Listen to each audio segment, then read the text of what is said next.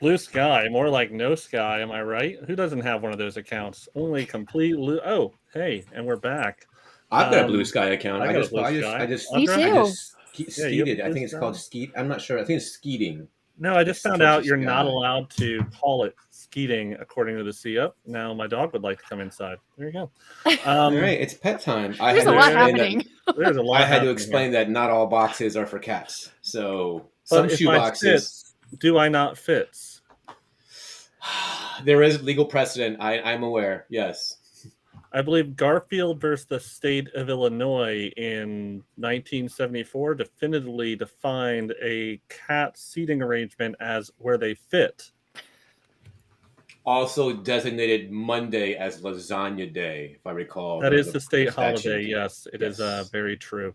Welcome to Coffee Talk, where we'll be doing only pet facts today, while my dog desperately claws at the water bowl upstairs, one of 5 that she has in the house.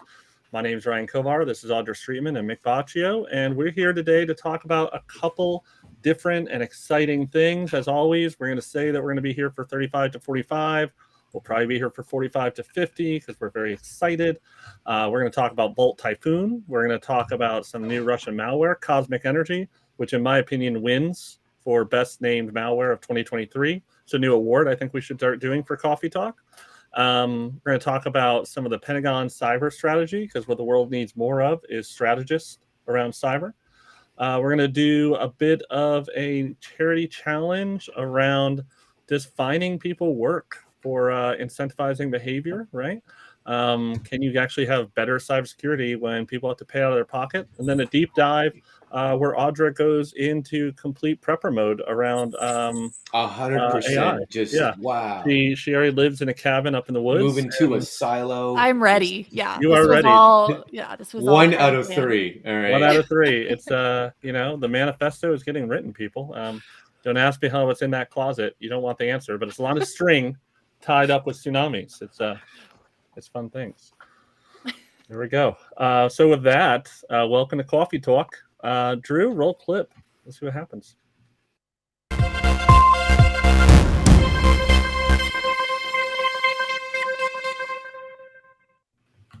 All right, so our first story is not about AI doom. You're going to have to wait until the end of the show to talk about that. But our first one is a pretty interesting story. This was Microsoft Threat Intelligence put out a report last week.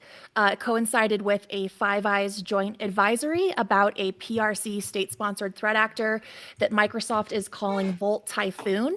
It's another reminder that U.S. critical infrastructure is vulnerable to cyber attacks. What they found, yeah, surprise, surprise. Apparently, Volt Typhoon, they're saying, is a PRC state-sponsored threat actor that is believed to be targeting infrastructure in Guam.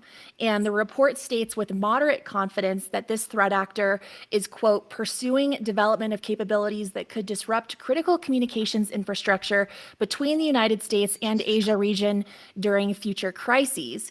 And CNN reports that the NSA cyber chief, Rob Joyce, is saying that this activity is, quote, unacceptable because it involved pre-positioning against critical infrastructure with no apparent intelligence value. And that's interesting because, we hear frequently about threat actors scanning the networks of U.S. critical infrastructure for, espionage purposes, but then also for contingency, right? This is something that we have heard about before, whether it's Russia or China.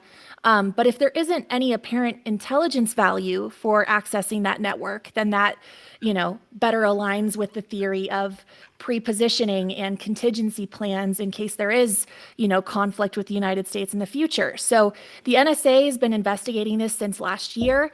And I also think it's worth talking about the technical details in this report because it says that this threat actor was leveraging like SOHO network equipment and also employing living off the land techniques in order to evade detection. So these are techniques that are not as easily detected, right? When you're trying to look at some of the hunting queries and other information like IOCs in this report. I'm curious, Ryan and Mick, what you think about the feasibility of detecting this type of activity, because there could potentially be other critical infrastructure that's also compromised. So this is why this reporting is so valuable.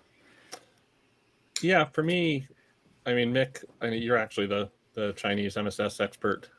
So I'm gonna, and you're a Navy guy though, so we'll both do this. I will wildly disagree with Rob Joyce. I respect him very much. I love him. You're a cool dude, Rob. But to because he say watches. that, He's watching right now.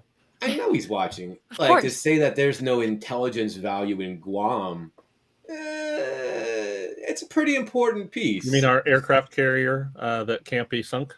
Pretty much. It is. Yeah. B-1 bombers, B-52 bombers, a Marine base, the major center for Navy infrastructure.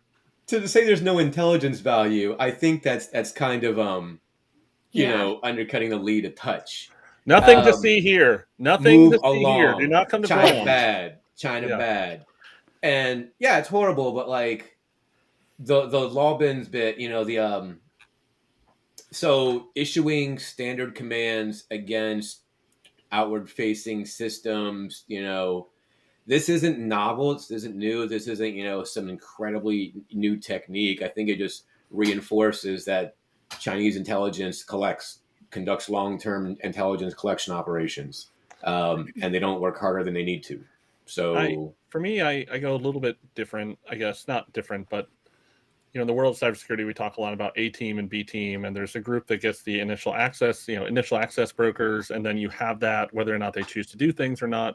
You know, there's a lot of controversy sometimes around Nicole Perloff's recent book, but one of the things she did talk about was that, you know, the U.S. has arguably the greatest cyber offensive capability in the world. We just don't necessarily flex our muscle very much.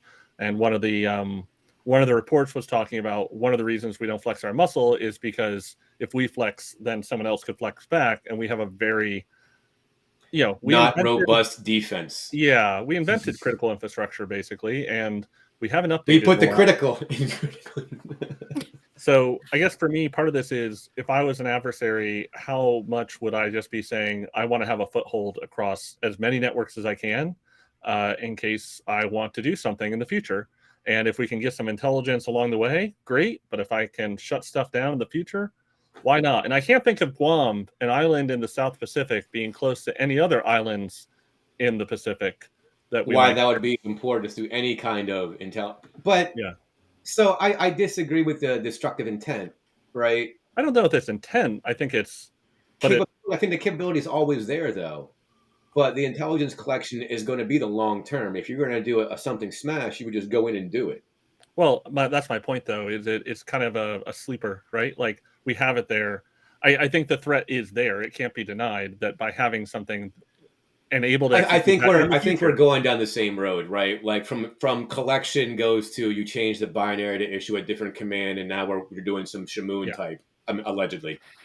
And I remember, you know, when the war in Ukraine began, there was a lot of talk about observations of Russia, you know, scanning networks of U.S. electric facilities. And so this isn't unprecedented. I mean, we've seen this happen with other, you know, advanced persistent threats in terms of pre-positioning, because, you know, what would Russia's motivation be for wanting to access U.S. electric, given its history of targeting electric? I can imagine. Yeah. So I think that I heard it was just an intern, and that intern fell out of a window the next day. They couldn't figure out how to delete a scheduled tweet, and then no blow. You know, going through this, it is one of those areas where, you know, where I think the next thing we're talking about is actually Russian malware that can, you know, physically harm power grids, right? So yeah, and that is our next story. So. Yeah, is it the end of the world? No. You know, would I assume that every government who has the capability is doing this? Mick, I mean, you're 100% right. Does this imply destructive intent? No. Does it make it a lot more convenient if you need to do it in the future? It'd be nice to pull that. That's any malware, though. I mean, that's any intelligence collection operation. That's important, though, because when you look at some of the reporting of this story, it's easy for someone to take a report that says, we assess with moderate confidence that this might be the intent behind this, and then to take that and report. What does that mean? You keep using those words, moderate confidence. Like, well, I think that's a, you know, when it comes to intelligence assessments, that's a key part that's often left out of public reporting, right? Like differentiating between this is our assessment of a possibility in the future versus, oh, this is definitely what they're planning to do. And that's a very important clarification for reporting. reporting, right? I mean, you want to convey that in your reporting, that this is an assessment based off of, a limited understanding of this. Anyone that's watched, echoing what Audra said, look up. It's very structured language, and it's structured for a reason. Words mean if you something. go back to ODNI and Intelligence Community Directive 203, like the wording they're using, it's moderate, low, moderate, high, high probability, medium probability, likelihood, and it's a scale that you use when you make these assessments. So those statements becoming more common now is a super good thing. But moderate, like you mentioned, it's moderate. Well, I think my favorite, and the reason I picked on this, not picked on Audra, but picked up on the comment, because I think people don't know this, right, is the medium confidence is a very key term. Yes. I remember a couple months ago, there was a report out of the DOE where they said with low confidence, they believed that the Wuhan lab had leaked the COVID virus. Yeah, and then you see how that's reported and twisted and made it seem like that's that what means happened. US Energy Department says this happened. It's like, no, literally they're like, listen, it's not in the realm. We can't say it isn't possible. We're just saying we don't believe it is. And it's I didn't think there'd be a Fast and the Furious 10, but here we are. All right, it's not out of the realm of possibility. Low confidence that Paul Walker would be part of Fast and Furious 37 did not happen. Yep. There we go. Well, so speaking of Russia, electric grid targeting, OT malware, Mandiant actually put out a report last week as well. This is about a new OT malware that they're calling CosmicEnergy. So this was reportedly uploaded to VirusTotal back in 2021, December of 2021, and it was found via threat hunting, so not from an actual attack, which I think is important to clarify. But this malware is designed to disrupt electric power, is what Mandiant believes, and it would interact with IEC 104, which is a communication with devices like remote, like RTUs, which is a common feature with ICS, industrial control systems, like remote terminal units. And so this is commonly used in Europe, the Middle East, and Asia. So Mandiant researchers believe that this may have actually been developed by a contractor in order to simulate power disruption attacks hosted by a Russian cybersecurity company. So it may not have been developed for actual real life attacks, but more for like simulations and red team type exercises. And so Mandiant says that they believe that this malware poses a plausible threat to the electric grid for relevant targets that use the IEC 104 communication. But I also wanted to point out Joe Slowick, who is very well versed in, ICS targeting malware, which, by the way, there's only so many variants of malware that targets. We found like 5 that are publicly known. Something like 7. Yeah, 7. This might be number 8 or number 9. But there's only so many, variants of malware that targets operational technology. And he pointed out that this one has potentially a flaw that's similar to the InDestroyer malware. And because of that, it may not be as practical to use for an actual attack. So I thought that was an interesting point of view. But, this also shows that, the development of OT malware is continuing, and it becomes like a lower barrier to entry, right? Because the more you have these variants to pull from, the easier it is to design new malware that kind of draws from like InDestroyer and other variants. This is a perfect time to break for a second. I see we have some folks doing some comments. Javier, Terry, Jay, Smithella, Paul, welcome. If you guys have any questions, if anyone has any comments, feel free to throw them in there. We'll try to answer them as we go. But right now, Jay, yes, I agree. Bring all threat actors to justice. They're all bad. Threat actors all bad. Tab. There we go. Threat actors are bad. Threat actors are bad. Tab. There we go. That's our new shirt for DEF CON. I was just in Europe for a couple weeks for work. I talked to a lot of customers. Mick and I did quite a few customer briefings last year during the Russia-Ukraine invasion beginning. And it was funny watching the world change a bit. When Mick and I first did briefings, it was really around the concept that we're terrified of the Russian APT threat. They're coming at us, and what's going to happen? And then it kind of went down a bit. And then 6 months later, I remember Mick and I were on a call, and they're like, hey, it really looks like all the fears of Russian APT threats were overblown. Now, I've been dealing with Russian APT threats for my whole career, basically. Mick has done similar. And I was just kind of blown away by that because they do some of the coolest stuff, like Turla bouncing off of satellites, all sorts of things like that. when I look at the Russian APT threat, I think rules of engagement were tight around Ukraine.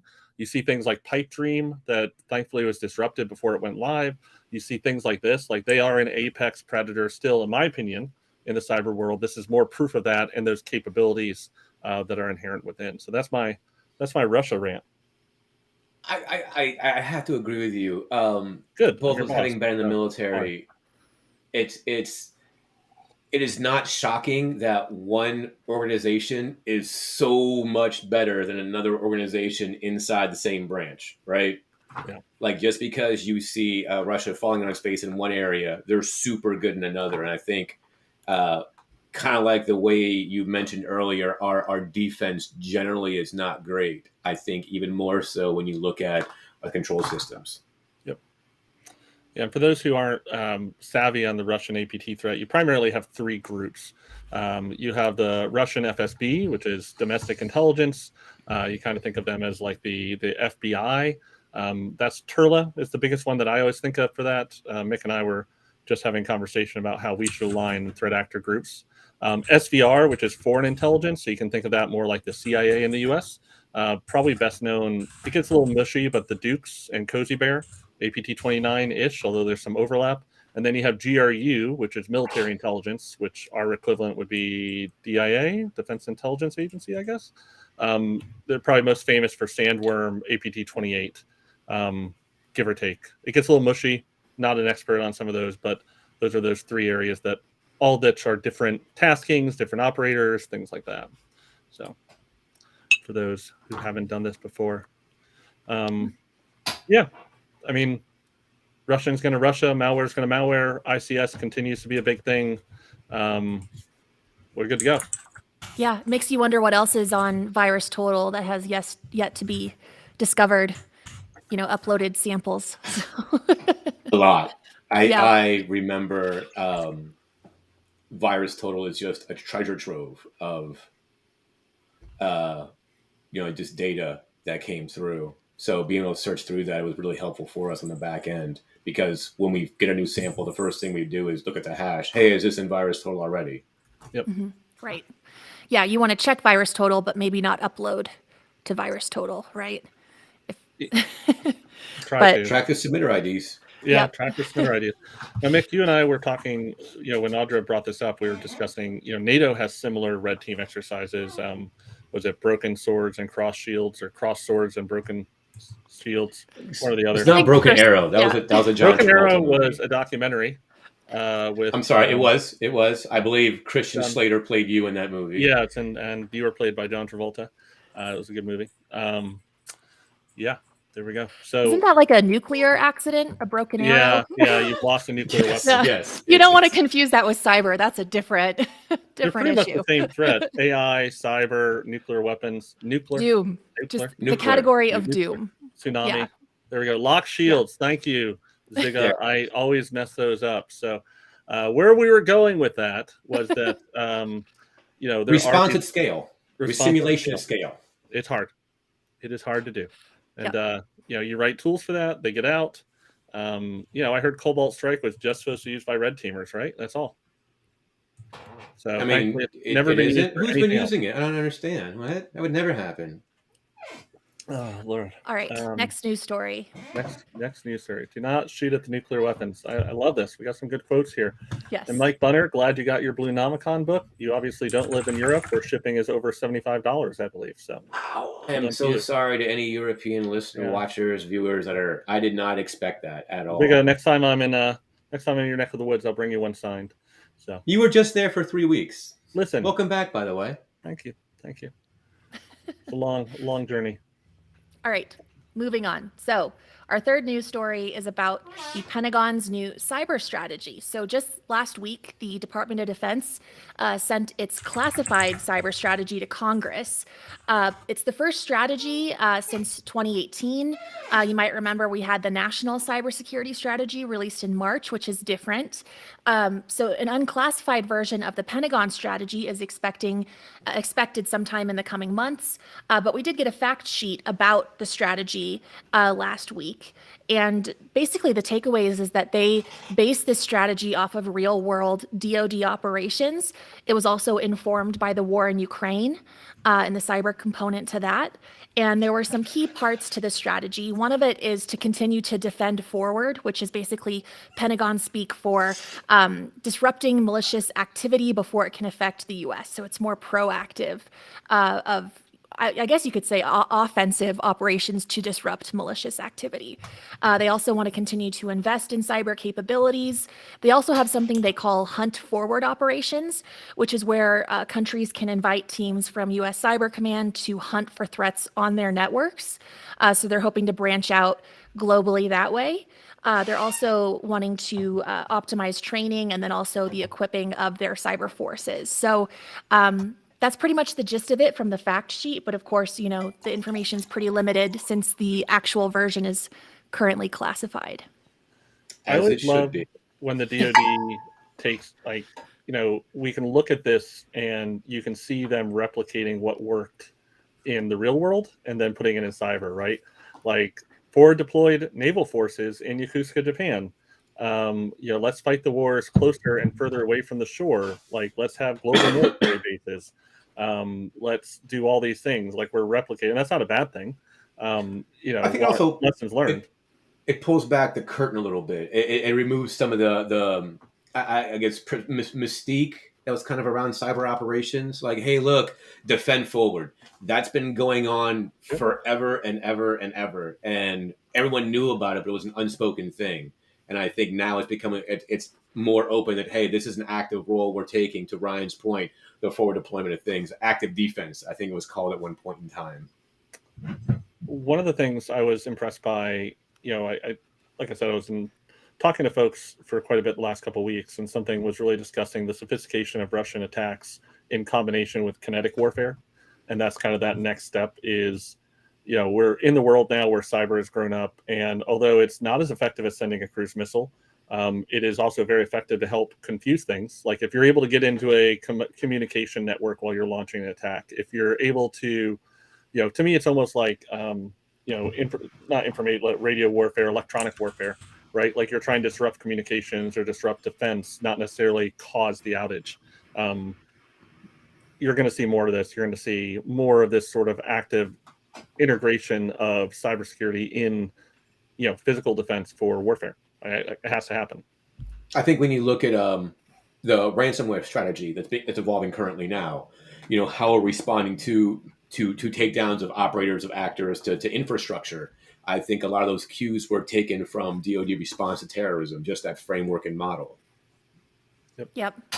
And real quick, I know this is not at all related, but it's important we ask the question, what is your go-to coffee brand? Brendan Warner is asking on LinkedIn, because I know you both have coffee.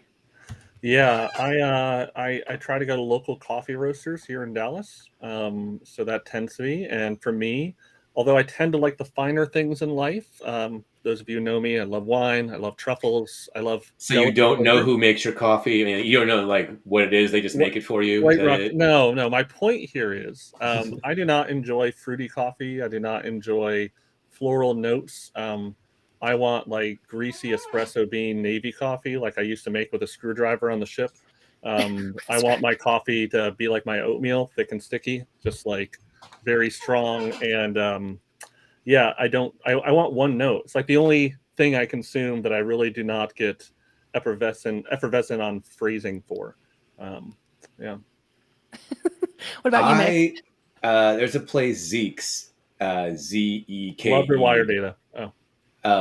Different one. So yeah, it's a local roastery here in Baltimore City. Like it's a great place. But to Ryan's point, I grew up on Navy coffee. So for those of you that were on ships, it's basically like that big drum, from the size of a 3-year-old. Yeah. And you make coffee, and you make new coffee when it's done.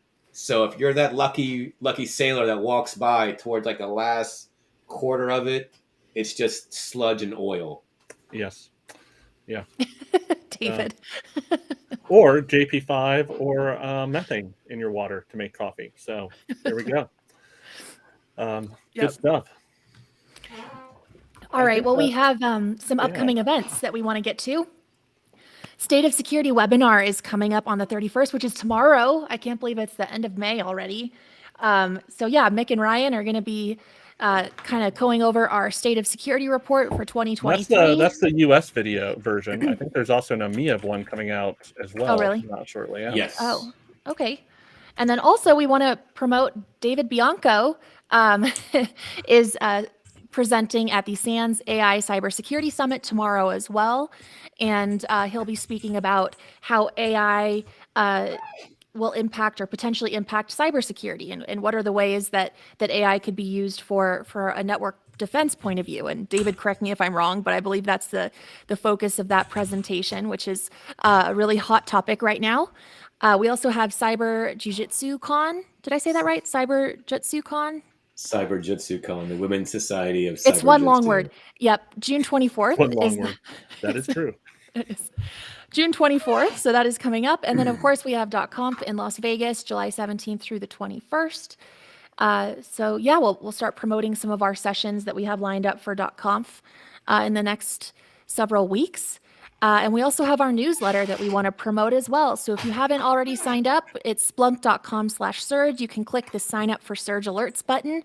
And anytime we have a rapid response where we put out a blog in response to some big vulnerability or incident, think like SolarWinds or Log4Shell, something of that nature, you'll get an alert that we're working on it. Or you can also subscribe to our newsletter that way, which we send out each quarter. So highly recommend you sign up if you haven't already. What am I missing, Ryan? Wombat facts, of course. We'll include Wombat those. facts, breaking news. No, you got it. It's all there. So Awesome. We got more things coming. Like I said, the only thing we missed out, our guest host Kirsty Payne at some point is doing a MIA State of Security where we'll be talking more EMEA focused. But I only just realized that and didn't put it in the prep. So watch out there.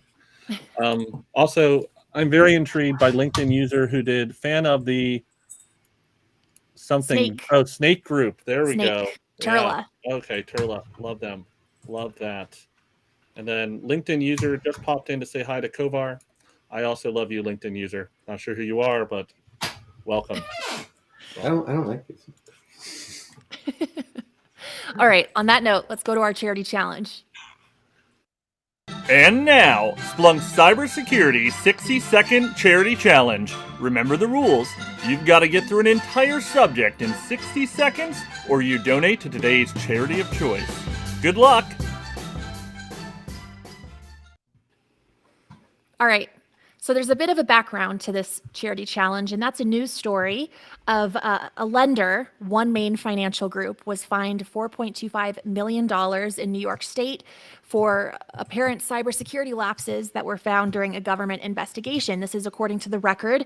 The New York Attorney General's office is apparently taking an aggressive approach to pursuing cybersecurity settlements from companies that operate in the state. And so OneMain is accused of basically dropping the ball when it comes to third-party service provider risk, access privileges, and then also applying a security development methodology. So my question, Mick and Ryan, to you is if you think that fining companies will better promote cybersecurity, is that the incentive that's needed in order for companies to make a change?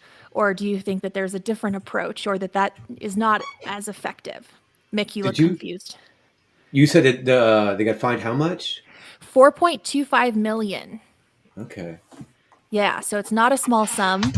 And this isn't, I don't believe this is connected to any sort of attack or compromise that I can see. Maybe I'm missing something, but it seems like this is just the Attorney General's office looking. Maybe you fail your audit X number of times, right? Yes, I believe. This is a company that's based in Evansville, Indiana. So it's not a New York-based company. It just operates in New York State. Let's see, the company reported revenues of $1.09 billion for the first quarter of 2023. They help customers who might not be able to get loans with other lenders.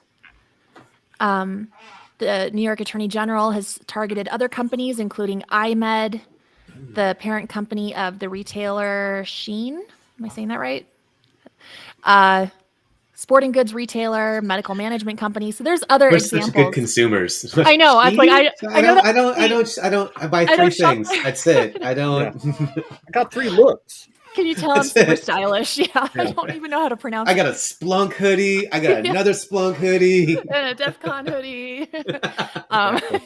Super stylish. Anyway, so what's your take? Who wants to go first with the challenge? I mean, Mick, you're the. I think I don't know if I've won this year. I think So- you're fresh back from vacation. Like you're Oh yeah, charged and ready to go. That's what I did. That was called. It's vacation. You want? Yeah. How about you go first as a welcome home? I will let you. Oh, lovely. Okay, we'll see how this goes. Drew, let me go. So personally, I love the idea of making companies liable for cyber misuse, but I think it should be made clear this is not new. The Information Commissioner's Office, ICO, in the UK has been doing this for at least 10 or 15 years. They can actually fine a company 4% of their annual turnover for when they have data breaches or fail to protect customer data. And in fact, in 2021, they issued over 42 million pounds of fines. And in my time working in the United Kingdom to now, I have actually seen a market improvement, and people are scared of this. But Europe really continues to lead the way in this. As mentioned previously, our guest host, Kirsty Payne, recently taught me all about NIS2, a compliance framework in Europe that allows for fines of organizations of essential entities, which I would probably roughly call critical infrastructure, that allows for fines of organizations who are non-compliant, 10 million euros or 2% of the organization's global turnover. So time will really tell, in my opinion, if this is going to be effective. But over and over again, we see that the reason that people tend to invest in cybersecurity is due to regulatory and compliance. Financial incentives tend to work, and I think they can force a change behavior. Done. Okay. Mick frozen? Oh, okay. You No. froze for a minute. Okay. No, I was. He's got points. Nice little plug for Kirsty. Yeah, well, Thank you, Kirsty. I learned all the stuff about NIS2 from her. I'm very now enabled. Yeah, you just want to be able to expense those beers. That's what it is. Okay, Drew, you ready to go? All right, so OneMain was fined roughly $4.25 million for cybersecurity lapses. And it wasn't just one lapse, it was several lapses. So it sounds like they failed their audit more than one time, which I get. But also on the same hand, OneMain made, I think it was $4.19 billion last year. It's billion with a B. So I totally agree. We need to have fines. We need to levy penalties, fiduciary penalties against these companies that keep having these lapses in their cybersecurity posture. It just makes sense. But at the same time, you need to make those fines worthwhile. When Volkswagen was caught cheating on emissions back in 2015, I think it was something around like $14.7 billion were fined long term. When you look at how much money a company is making and how much you're fining them, there is no incentive for them to change behavior because there's no penalty that's going to affect their bottom line. So until that changes, their posture won't change. All right. Who wants to weigh in? Anyone watching have an opinion on who had the best argument about fining We companies? have like a 10-minute lag, so we'll wait for that. Yes, we will wait and see if anyone has an opinion, because I honestly thought you both had great arguments. I like, Ryan, your reference to compliance, and I know Kirsty is definitely an expert when it comes to compliance. And Mick, you know, talking about how profitable this company is, you know, that plays a role as well in its ability to pay a fine or to pay for cybersecurity staff. And I wish my big issue with all these, if I play devil's advocate against myself to a point, is I love when they do percentage versus number. And I hate You when they can't have cap a the percentage. Yeah, That's it's the like problem. I know if I was in or I think it's Sweden or Norway, one of the Nordic countries that has the speeding ticket as a percentage of your annual income. That to me is like, that's insane, right? Like if you said like, oh, it's 1% of your W-2 if you are going 10 miles over, like that will change my behavior. But Yeah. I know people who make enough money where they're like, I will park here, and if I get caught, I will pay the $300 fine because that's only $250 more than parking overnight. Where was it that I got pulled over and it was like, how much money do you have in your pocket? Baltimore? And it wasn't like a bribe. It was, hey, look, if I take you to the courthouse, it's going to be a $250 fine or something crazy like that. So like you can pay it now and go on your way, or we can take you go down for a ride. And I forgot where it was. It looks like Ryan has the most votes so far in the chat. David, What? however, says that when he played devil's advocate, it convinced him not to vote for Ryan anymore. Hey, David, I just want to point out that we were going to promote that you were speaking, more, but Mick said no. I was doing my best Ryan impression. That's what it was. Okay, here's my question though. Like, if you're going to be fining companies, don't you need to have it clearly established? Like, when you're talking about speed limits, like that's clearly posted on the road, and each, state has its own fines that they put for each of those violations. With cybersecurity, it's a little bit murky, right? Like, did this company know during the audit, like what would be the most expensive? I mean, I can't say for this one. I know for ICO, like their stuff is really clear. Like if you lose customer data, you get fined. Yeah. But this is you failed several times. Like, right. I think what the kids are saying, 10% sounds about right, a little tithe. And like the kids say, no cap. See what I made it millennial. And I guess it's one thing if you're audited and they say, hey, you're failing in all of these areas. And then if you don't address any of it, that's to me when a fine would make sense. But as long as the company has an opportunity to correct first, right? Because I think the other problem, in addition to that, is we're talking about the billions of dollars. So I'm going to fight this in court. I'm going to draw this out. I'm going to, make these proceedings go on as long as I can in my favor. So those restrictions too would have to be put on, right? And just with the way that everything is currently, do you think that the vast majority of companies, like privately owned companies in the United States, would be liable for a fine based on this metric of best practices? Currently? No. Yeah. When NIST 2 comes around, the USA version, sure. Because it's like, that's the other thing is like this company, hopefully I'm not frozen. Okay. This company, like how egregious is this company's violations compared to other comparable companies? Like, are they especially egregious or is it like across the board, everyone's kind of failing? Without seeing that AG report, we'd never know. Right. Yeah. But to levy a fine, the way the AG, contrary to the belief of some people you might hear about, the New York Attorney General is pretty fair and balanced. And if they're levying fines after specific companies, then it's not the first infraction, right? Right. Yeah. I am curious too for any of these is the scale. I know that's a problem with the NIST too, is like if everyone is, they have a certain limit of how big of a company, but it could be thousands. So then do you start just whack-a-moling? Like not everyone gets fined. You just pull out egregious. Apparently we like that word today. Egregious. It's a good word. It's egregious. It's on my calendar. I mean, what's clear though, is that I won according to the poll to the right. I don't think, wait, how about the voice of Drew? Where's the voice of Drew? It's evenly split. And I think Dario brings up a good point. They are two different points that complement each other. They are not in conflict, which makes it very hard to pick. Are you saying we both have to pay? I think the that's charity the answer. So we both this lost. week, I think both won. And in that vein of celebration, and Audra, I'm going to make you spend money as well. This last episode in May, the charity is the Brady Center for Prevention of Gun Violence, which seems topical, near and dear to your heart right now. So how about all three of us will donate this time? All three of us. There we go. It's a worthy cause. And, all right. Andy H, the one thing I'll find the sea levels, that is actually part of the NIST 2 compliance. So that's one of the big changes there is they are liable. And even in the US, we're starting to see areas where there is legal precedence to come after board of directors for cybersecurity lack of compliance or overreach. So I would assume within the next 5 to 10 years, you're going to see a lot more of people directly going after board of directors and company officers. So just in time for CISO Audra to get sued while Mick and I are retired. So there we go. Retired. In the mines. Yeah. That's assuming that humanity has not gone extinct, which and why would that happen, Audra? Our next story. Let's play the deep Welcome dive. to the Audra Zone. Roll. And now we talk about things that just happen to be on our minds with who's ever here, because we made this up before I knew who'd accept my meeting invite. All right.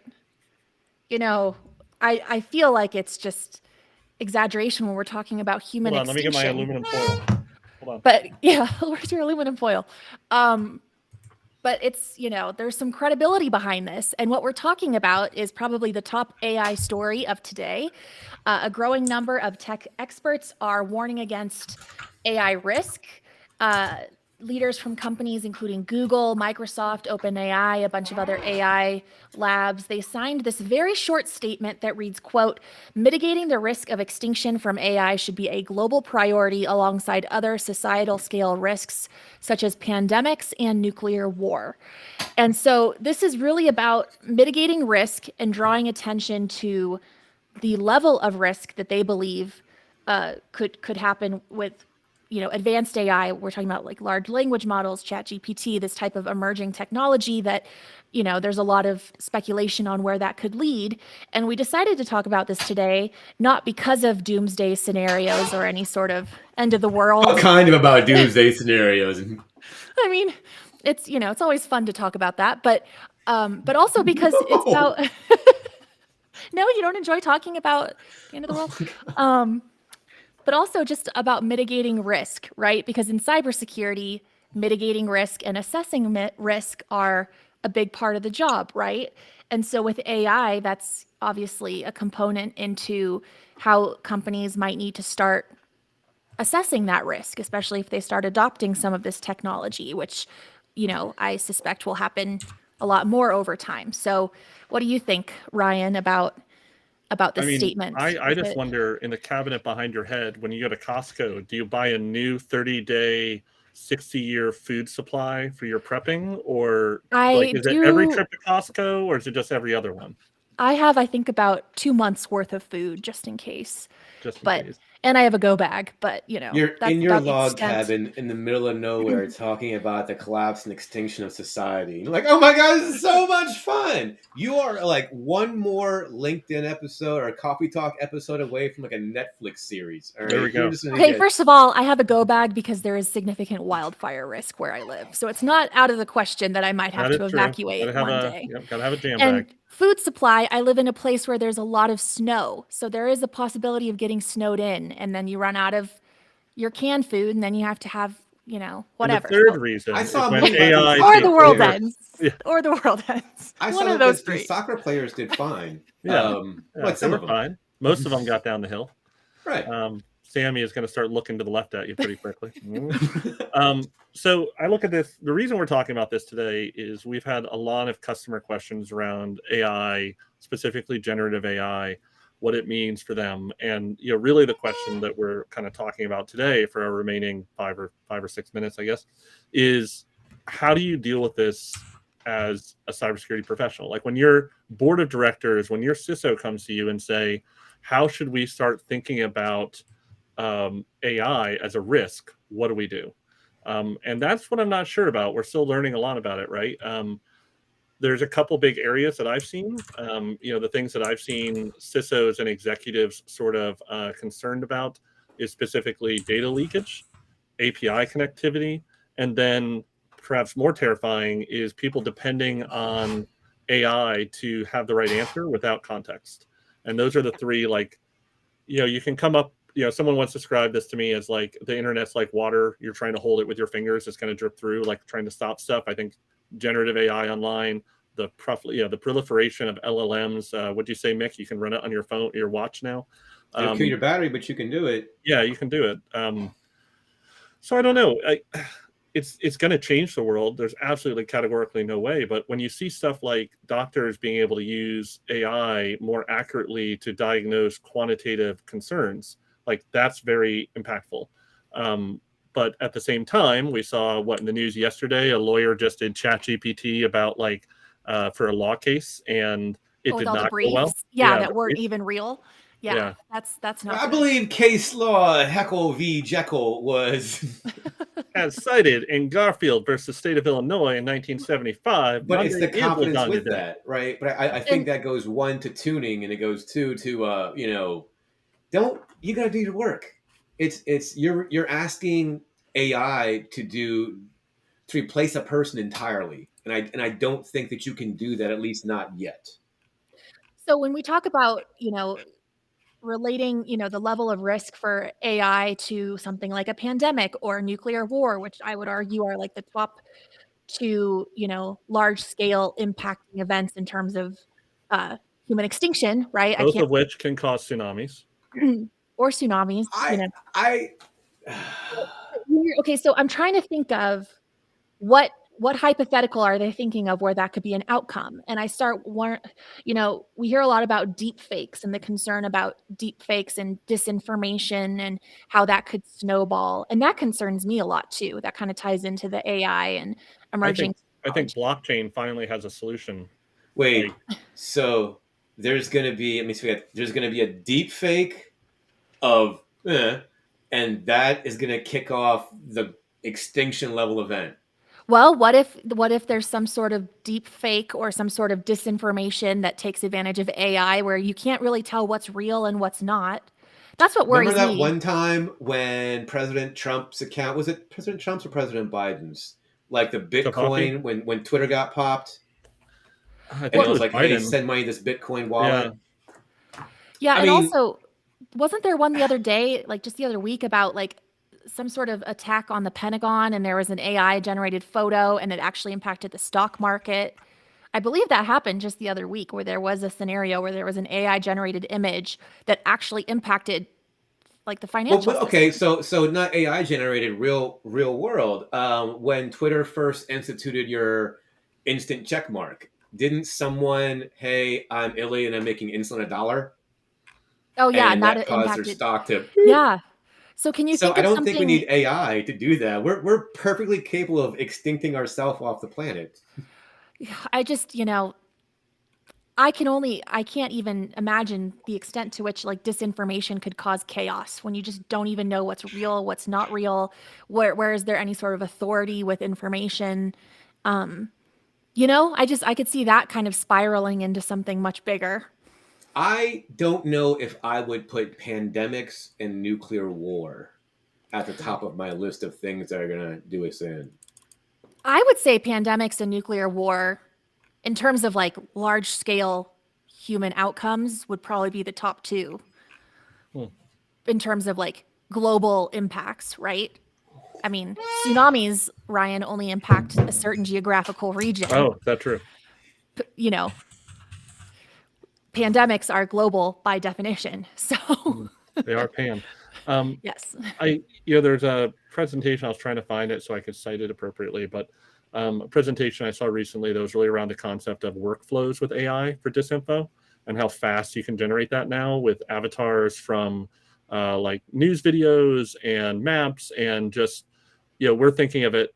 The work that David Bianco and Shannon Davis have done and the rest of the team on Surge has really been around the idea of augmenting, like using generative AI to augment networks defenders faster.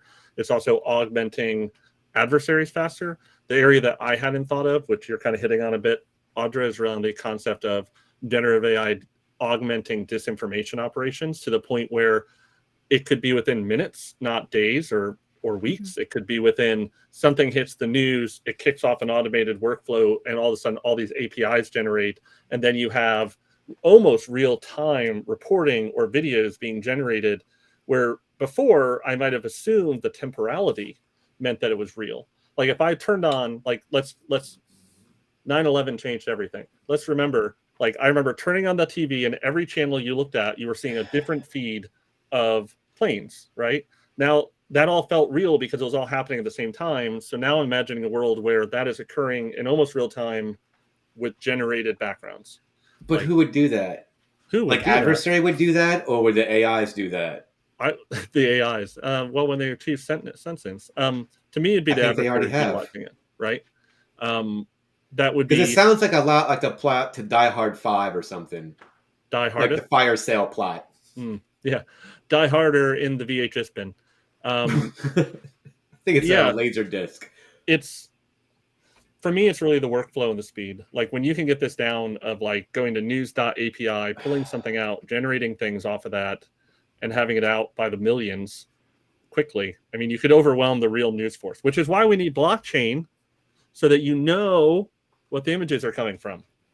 I just think all the moving pieces to enable an operation like that, I don't know if the juice is worth the squeeze. I think the juice is like $10 to $15 now. Like the squeeze, like the amount of money and effort it takes once you have the pipeline built, you're talking pennies to dollars. I just don't know if it'd be a long-term impact for that. Let's say I have like my fake newscast, right? And the Jefferson Memorial got bombed out by, I don't know, a unicorn. And I have misinformation spread from that. A dip in the stock market, I guess that's the end state for that. It'd mostly be an economic impact because you wouldn't do diplomatic, right? I'm looking at it from a dime model. I would look at it more from like something more emotional, but not as provable as like blowing up the Jefferson Memorial, but things like around a president or a presidential candidate's life, or some things around that, like spinning up, like we already have troll farms, right? That amplify things. Now having troll farms amplifying realistic. I mean, it's going to be like in the 2015 when they realized that the only people in ISIS chat rooms were other federal law enforcement agents from each other. Eventually, we're just going to all log off Twitter anyway because it's just bots luring bots. So I don't know. I heard about a website going live soon where my investments will be tripled. Tell me more. I have the login details if you'd like them. Oh, that'd be incredible. Thank you. We met in New York. Do you remember? I'll get you a drink. Wow. I think it's a very short statement. It's not going to stay into a sentence. I just think I thought it was odd that it was just a very short thing. Drew posted the link in the chat, so if you're watching, you can scroll through that and look at the statement and look at who signed it. I mean, there's some pretty notable folks on there. Audra, you mentioned a lot earlier from the AI organizations themselves, or hey, we should look at this. And it coincides with the Biden administration statement and like their AI principles paper they put out. I don't know if you had a chance to look at that, but it has what's the opposite of teeth? Thumbs? Yes. It's recommendations. It's just all thumbs, I guess. Prayers. Like, there's if you don't. Yeah. I guess the thing that's tough with this is sometimes it can sound like hyperbole when you're talking about extinction or AI taking over or becoming sentient and having above human intelligence, right? Like those seem like such big leaps. And I guess the thing is, a lot of extinction is a pretty that's a big definitive leap. word, right? There's a very Yeah, specific meaning to extinction. It's just Yeah, and I guess it's easy to brush that away and say, okay, that is hyperbole. That is just fear mongering. It's not real. Like it's hard to even visualize what that would be like. But a lot of these researchers, they got to this point because they have a creative vision for what this could be.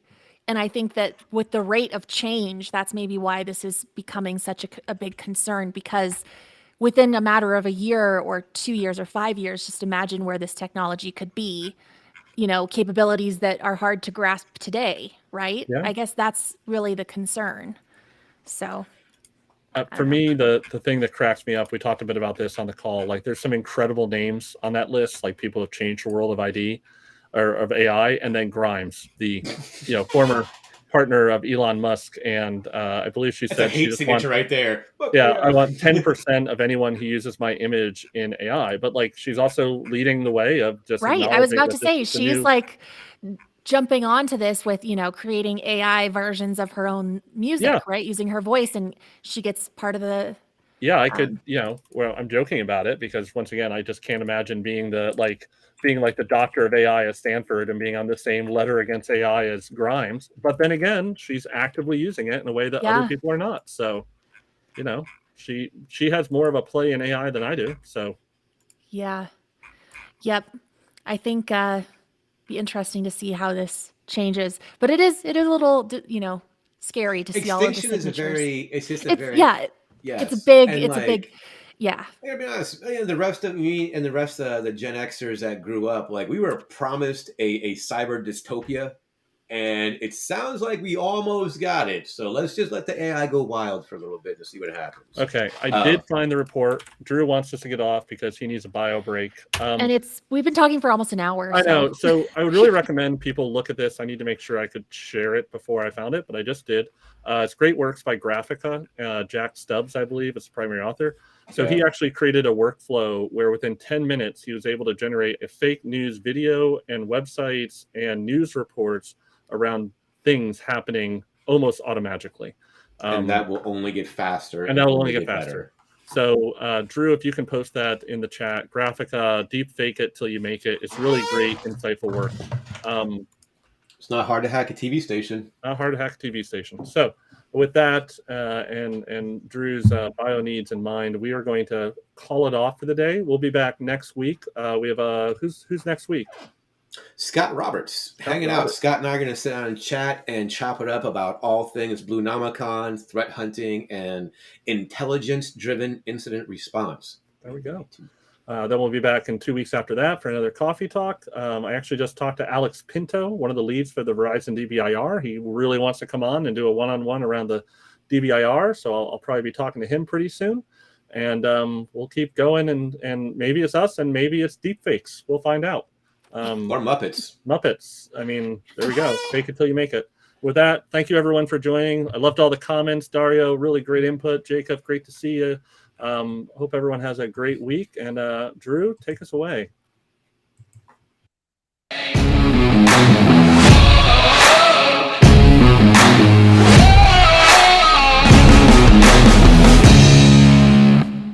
Surge.